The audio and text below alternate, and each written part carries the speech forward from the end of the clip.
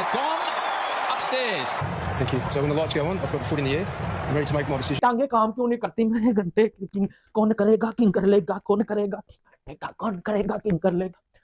हम टीम में उसे बोब्जी बोलते हैं।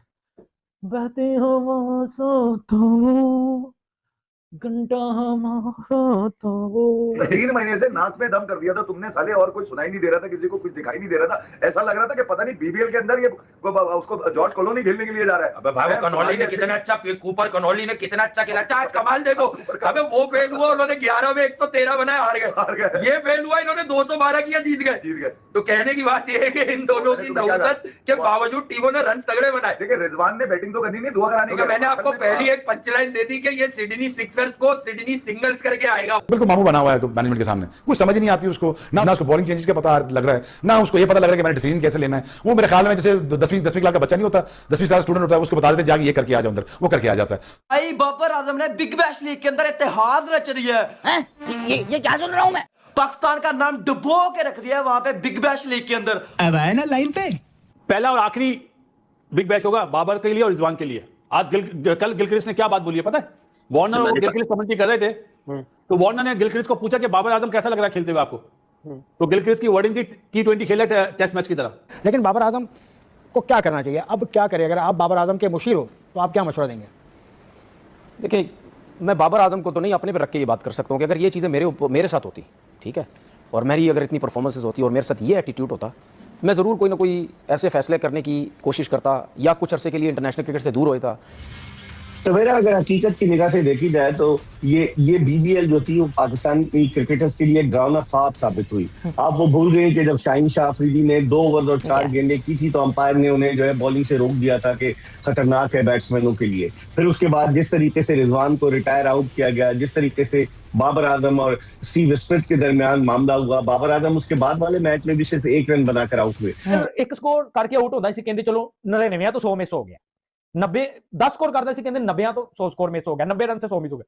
हुन होया 0 ते किस तरह इसको जस्टिफाई करूं, इसको मैं किस तरह जस्टिफाई करूं ना? निकलना बॉब्जी घंटे आज प्ले आप में बड़े मैच में प्रेशर सिचुएशन में फिर तो नहीं कुछ नहीं किया खेलना।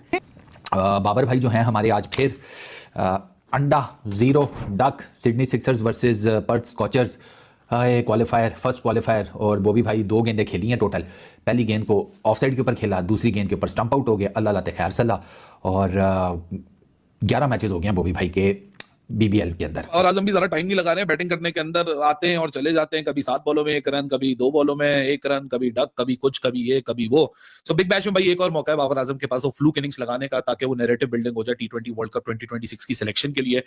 मैं तो साफ कहता कि भाई इतनी मेरी परफॉर्मेंस है, खिलाना खिलाओ, नहीं खिलाना ना खिलाओ, मुझे कोई मसला नहीं है। मैंने अपनी इज्जत बना ली, मैंने पैसा कमा लिया, मैंने सब कुछ कर लिया, खिलाना है खिलाओ, मैं जा रहा हूँ अपनी लीग क्रिकेट खेलने, ठीक है। उसके बाद मैं फैसला करता, मैं इतना परफॉर्म करने मैं फैसला करता कि मैंने पाकिस्तान खेलनी है या नहीं खेलनी तो है। बाबर मेंटली वीक है आपके ख्याल? मैं अपनी बात कर रहा हूं। मैंने सवाल बाबर, मैंने आपसे क्या बात की? मैं बाबर की बात नहीं, आपने सवाल किया तो मैंने अपने ऊपर रख के बात की कि अगर ये सिचुएशन मेरे साथ होती। आप तो ज़हनी तौर पे मौजूद। देखिए मैं वो नहीं कह रहा, मैं देखिए कोई वीक है या नहीं है, पाकिस्तान के सिस्टम में आपको स्ट्रांग रखना पड़ेगा, और कहीं ना कहीं वो स्ट्रांग है, ऐसा नहीं है। तो पाकिस्तान के ये तीनों स्टार्स, इनकी परफॉर्मेंस इतनी अच्छी नहीं रही। शाहीन आफरीदी तो चले अनफिट हो गए, वापस आ गए, रीहैब कर रहे हैं, लेकिन बाबर और रिजवान जो अपने जमाने के बेहतरीन खिलाड़ी कहलाते थे, उन दोनों की परफॉर्मेंस भी बड़ी मीडियोकर सी रही। और इतने पैसे खर्च किए सिडनी सिक्सर्स ने कि सबसे महंगे तरीन खिलाड़ी थे बाबर आजम, उनके नाम से उन्होंने एक स्टैंड भी बनाया, बाबरिस्तान, बड़ी हाइप क्रिएट की। लेकिन लगता यही है कि बाबर थोड़े दबाव का शिकार है। अब क्या होता है, मेरे ख्याल में अगले साल तो वो फ्रेंचाइजेस सोचेंगी, क्योंकि बड़े नामों के साथ साथ आपको परफॉर्मेंस भी देना होगी, सिर्फ नाम काफी नहीं होता। तो मेरे ख्याल में अब इनके लिए आइंदा आने वाले दिनों में बीबीएल, जब अगली बीबीएल होगी तो उसमें देखते हैं पाकिस्तानी प्लेयर्स आते हैं या नहीं आते हैं। कंपैरिजन है विराट के माइंडसेट का और बाबर आजम के माइंडसेट का, जो कभी भी टीम के लिए नहीं खेलते। पाकिस्तान की करंट टीम का, इसके बाद आप मुझे बता दें कि आपके पास क्या पीछे बैकअप में आपके पास कुछ प्लेयर्स मौजूद है जो कि आगे बाबर आजम की जगह लेंगे, या for that matter Shadab Khan की जगह लेंगे, या नसीम शाह की, या देखें ना वापस आप पुरानों को वापस बुला लेते हैं ना। आपने हामिद को बुला लिया वापस, जो नेवर नो, थोड़ी देर के बाद जो पैनिक बटन बजे और वो कहेंगे नहीं जी शुएब मलिक को ही बुला लें। गए तो थे इस उम्मीद में कि अच्छा परफॉर्म करेंगे और वर्ल्ड T20 में जगह बनाएंगे, लेकिन जो हालात मुझे नजर आ रहे हैं, मुझे लग रहा है कि बॉबी भाई की शायद वर्ल्ड T20 में जगह ना ही बने, सीरियसली स्पीकिंग। अब इवन क्योंकि कुछ फैंस मुझे कह रहे थे कि यार इसको नहीं जाना चाहिए, इसके कोई हालात नहीं है। 11 इनिंग्स, 202 मेरा ख्याल है रन हैं, कोई 22 की बैटिंग एवरेज है, 101 का स्ट्राइक रेट है, 2 टोटल 50s हैं, 19 चौके हैं, 3 छक्के हैं, मतलब nothing to prove. Babar Azam से नीचे जो इनसे ज़्यादा बड़े फेलियर्स हैं बाबर आजम से BBL के अंदर। मज़ेदार बात यह है कि उनके भी स्ट्राइक रेट्स बाबर आजम से ज़्यादा है। पाकिस्तान टीम भी सोच रही होगी सिलेक्शन कर लेते, मुसीबत से जान छुड़वाते। अब हर दिन हर एक फेलियर के साथ वही वाली बात है कि ये जो डिबेट है बढ़ती जा रही है कि भाई बाबर आजम जो है इनको T20 वर्ल्ड कप में रखना है नहीं रखना, रखना है तो इनको 11 में रखना है नहीं रखना। क्योंकि मसला है कि बाबर आजम के साथ साथ जो दूसरे बल्लेबाज भी हैं पाकिस्तान टीम के अंदर वो भी कोई खासम खास नहीं है। लेकिन जब जब बाबर का टॉपिक निकालो तो आगे से डिफेंस के अंदर तो आजकल रन्स तो है नहीं, और अब तो ऑस्ट्रेलियंस भी बोलना शुरू हो गए। आज जो मोइसेस हेनरिक्स है ऑस्ट्रेलिया इस सिडनी सिक्सर्स का कैप्टन, उसने भी भाई बता दिया कि पीठ पीछे हुआ क्या स्टीव स्मिथ के एक रन के बाद। वो भी बड़ा शॉकिंग है यार। लेकिन आप खूबसूरती देखिए कि जो हम लोग आपको बैठ के बता रहे थे कि प्रॉब्लम हुई क्या है, वही आज मोइसेस हेनरिक्स इतने दिनों बाद आपको बता रहा है।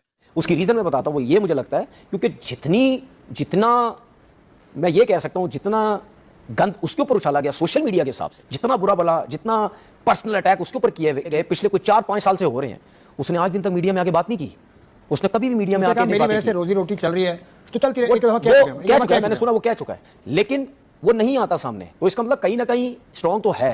लेकिन जिस किस्म की मैं बात कर रहा हूं कि जो मेरी पर्सनैलिटी है, मैं स्ट्रेट अवे सीधा बोलूं भाई, मैं अब अपनी मर्जी से खेलूं। मैंने रिटायरमेंट की बात इस वजह से की थी। आज के मैच में भाई बाबर आजम की ये औकात नहीं है कि 147 रन चेज करवा दे। आज घंटे का किंग, पाकिस्तान का सबसे बड़ा भाईजान, super king, super duper king भाईजान, आज बाबर आजम 0 पे आउट हो गया है। और भाईजान बाबर आजम ने जो इतिहाद रचा है वो ऐसा प्लेयर बन चुका है मोहम्मद रिजवान के बाद, जो कि स्लो स्ट्राइक रेट में भाईजान दूसरे नंबर पे आ चुका है। पहले नंबर पे भी पाकिस्तान का नलायकी कीड़ा है वो रिजवान है भाईजान 102 के स्ट्राइक रेट के साथ। लेकिन स्टीव स्मिथ और बाबर आजम का जो वाकया हुआ उसकी वजह से भी बड़ी सुस्ती हुई, क्योंकि अगर स्टीव स्मिथ बाबर आजम को आखिरी गेंद से पहले कह देते कि आप डॉट बॉल खेलो, सिंगल मत लेना, और मैं जो हूँ फिर चार्ज लूंगा, लेकिन उन्होंने ऑन साइड की तरफ खेला और सिंगल आराम से बन सकता था, तो वो ह्यूमिलेशन फील की बाबर आजम ने। आपको पता है कि वो फिर प्राइज डिस्ट्रीब्यूशन सेरेमनी में भी बाहर नहीं आए, खिलाड़ियों के साथ भी। तो बड़े मसाइल हैं, अब देखते हैं क्या होता है। लेकिन इस मामले को बहुत ज्यादा हाइप दी जा रही है, बहुत ज्यादा, इससे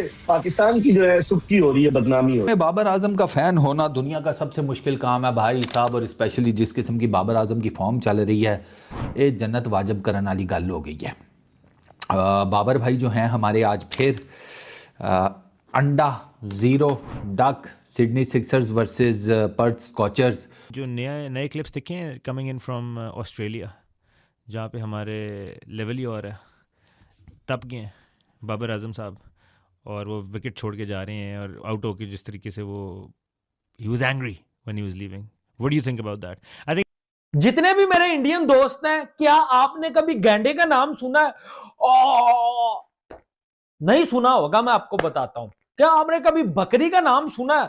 ये कर देंगे, वो कर देंगे, इंडिया को पेल देंगे। जो फाइनल है वर्ल्ड कप 2026 T20 का, वो अहमदाबाद में नहीं होगा, वो श्रीलंका के कोलंबो में होगा। अहमदाबाद में ऐसी की तैसी पाकिस्तान पेल देगी पकड़ के इंडिया को। अगर बांग्लादेश को ICC ने निकालने की जरूरत की, ये मेरे पाकिस्तान में 2 टके के फुरकान, एल भट्टी छनकने और बीबियान बकरी भाई साहब बहुत ही गालियां दे रहे हैं इंडिया को। अब मैं आपको सारी की सारी कहानी बताता हूं। जितने भी मेरे इंडियन दोस्त हैं, पाजी वीडियो को लाइक कर देना, चैनल को सब्सक्राइब कर देना। सबसे बड़ी चीज, क्या हम पाकिस्तानी इस वक्त बांग्लादेश के साथ खड़े हैं? जी हां, खड़े हैं। स्वागत है आपका अपने चैनल झंडू भाव में। दोस्तों, आज हम बात कर रहे हैं घंटे का किंग बाबर आजम एक बार फिर जो है बिग बैश में वो फेल हो गया है। इस पर पाकिस्तानी लोगों ने, पाकिस्तानी क्रिकेटर्स ने जमकर बाबर आजम की ट्रोलिंग की है। लेकिन जो उसका सबसे बड़ा फैन है बाबर आजम, तनवीर अहमद, उसके अंडे पे आउट होने के बाद भी, यानी 0 पे आउट होने के बाद भी उसका सपोर्ट कर रहा है।